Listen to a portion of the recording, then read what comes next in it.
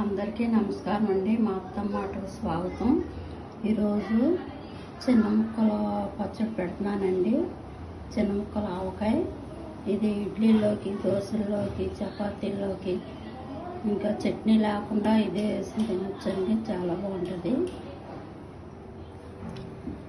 ముందు కాయలన్నీ ఇలా చెక్కు తీసుకోవాలండి. పిల్లతోటి ఇలా చెక్కు తీసుకుని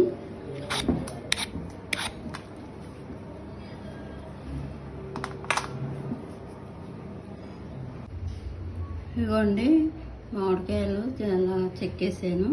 ఇప్పుడు చిన్న చిన్న ముక్కల కింద చేసుకోవాలండి. చేసుకున్న తర్వాత 4 గంటలు ఎండలో పెట్టాలండి. ఇవ్వండి ఇలా చిన్న చిన్న ముక్కల కింద ఇలా కట్ చేసుకోవాలి. కట్ చేసుకుని 4 గంటలు ఎండలో పెట్టుకోవాలండి. కాయలు పులుపు ఉండాలండి. మెయిన్ పుల్లగాను తీసుకోవడం ఉందండి. ఇది కొత్తపల్లి కొబ్బరి అనుకుంటండి. ఇది చాలా బాగున్నాయండి కాయలు. 4 గంటలు ఇలా చిన్న చిన్న ముక్కల కింద కట్ చేసి ఎండలో పెడతానండి. ఇప్పుడు ఇదిగోండి ఎన్ని 10 కాయలండి. కొత్తపల్లి కొబ్బరి పుల్లగా చాలా బాగున్నాయి. తీసుకోవడం ఉందండి. 4 గంటలు ఎండినాయండి. చిన్న ముక్కల కింద ఇలా కట్ చేసుకుని 4 గంటలు ఎండలో పెట్టాను. ఇప్పుడు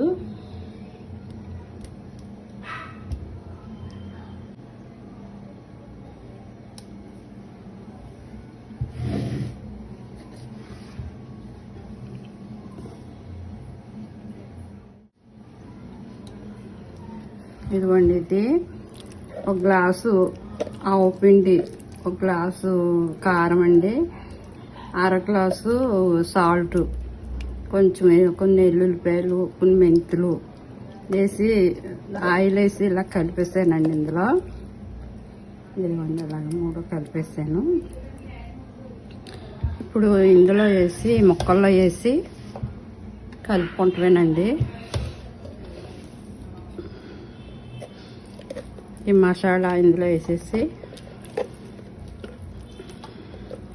10 కాయలండి.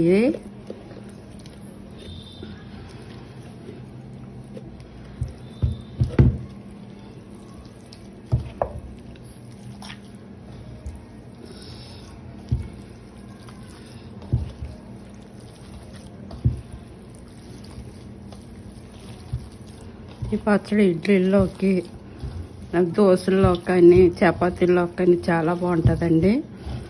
కొంచెం నెయ్యి వేసుకుని తింటే చాలా బాగుంటుంది. రోజు చట్నీలు చేసినా కానీ చేయలేకపోతున్నాం కదండి. ఇలాగ ఒకసారి చేసి పెట్టుకునేది సంవత్సరం వరకు నిల్వ ఉంటుందండి. ఫ్రిడ్జ్లో పెట్టుకుంటే ఇంకా బాగుంటుంది. కొంచెం కొంచెం తీసుకుని వాడుకోవచ్చు. లేకపోతే బయట ఉన్నా కానీ ఏమవుతుందండి. ఇది సంవత్సరం వరకు నిల్వ ఉంటుందండి. ఇది ఈ పచ్చడి ఇలా కలిపేసుకోవాలండి.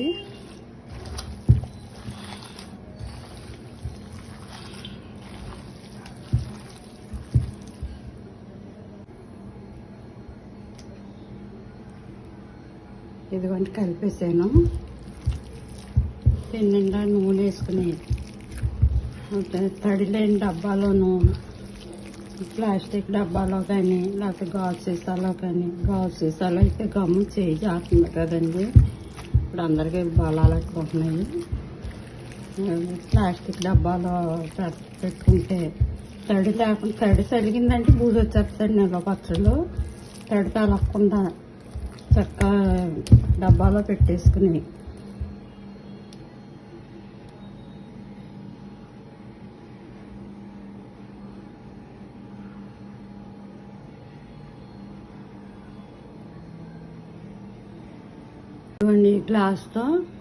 గ్లాసుడు ఆవపిండి, గ్లాసుడు కారం, 1/2 గ్లాసు సాల్టు, 1/2 గ్లాసు ఎల్లుల్లిపాయలు, కొంచెం మెంతులు వేసానండి. వేసి కలిపేసాను. ఇంక గానుగ దగ్గర ఆడించిందండి నువ్వులు, వేరుశనగ నూనె అండి. ఇది వేరుశనగ నూనె గానుగ దగ్గర ఆడించింది ఒరిజినల్ నూనె అండి. ఇది ఇది నూనె ఎక్కువ వేసుకుంటే పచ్చడి ఏదైనా సరే పోదండి. ఆయిల్ ఎప్పుడు ఫుల్గా ఉండాలండి. ఇదిగోండి ఇలా ములక్క ఇలాగ మనం ఇలా చేయి పెడితే ఒక అంగుళం లోతు పైకి ఉండాలండి. నూనె ఇలా ములిగి ఉండాలి. పచ్చడి ఏదైనా పోదు. తడి తలగకూడదండి. నిలవ పచ్చడికి తడి తలిగిందంటే బూజు వచ్చేస్తుంది. ఇలా ఫ్రిడ్జ్లో పెట్టుకున్నా పర్వాలేదు, పెట్టుకుని కొంచెం కొంచెం తీసుకోవచ్చు. సంవత్సరం వరకు నిల్వ ఉంటుందండి. ఇది వేడివేడి అన్నంలో కానీ, ఇడ్లీలో కానీ, దోశల్లో కానీ, చపాతీల్లో కానీ ఇందులో వేసుకున్నా కానీ చాలా బాగుంటుందండి. ఇది ఆవకాయని మించిపోయి ఉంటుందండి. ఆవకాయ పాళ్ళేనండి ఇది. కాకపోతే దీనికి చిన్న చిన్న ముక్కలు కింద కట్ చేసుకుంటాం. తొక్క తీసేస్తామండి. ఇది తొక్క తీసేస్తామండి. ఇలాగా తొక్క తీసేసిన మామూలుగా ఎంత ముసలోళ్ళైనా పిల్లల అటోళ్ళైనా ఎవరైనా తినొచ్చు. ఇది ముసలోళ్ళు కూడా తినొచ్చండి. ఆవకాయ అయితే ముక్క నవలలేరు కాబట్టి ఇలా పెట్టుకుంటే చాలా బాగుంటుందండి. ఇదిగోండి అన్నంలో కలిపాను. వేడివేడి అన్నంలో కొంచెం ఆవకాయ నెయ్యి వేసుకుని తింటే చాలా బాగుంటుందండి. ఇది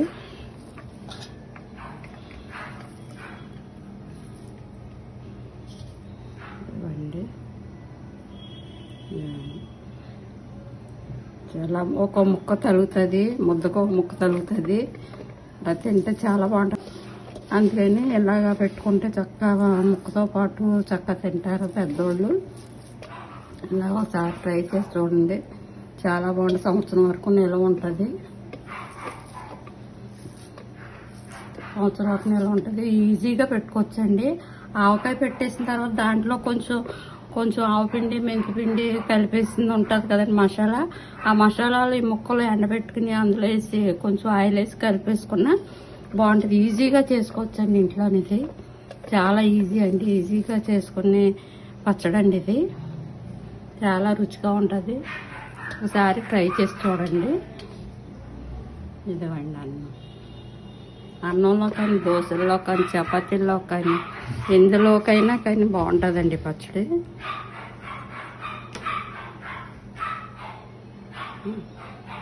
ఆవకాయ పచ్చడి పెట్టినప్పుడు అందులో కొంచెం మసాలా మిక్స్ని ఇలా పెట్టుకుంటే అందరూ ఇంటిలో పది కూడా తినొచ్చండి. ఇది చట్నీలు అంతమానం చేసి పనిలో కూడా ఉండదు. ఒకసారి ట్రై చేసి చూడండి. ఇంతేనండి, చిన్న ముక్కల ఆవకాయ పచ్చడి రెడీ అయిపోయిందండి.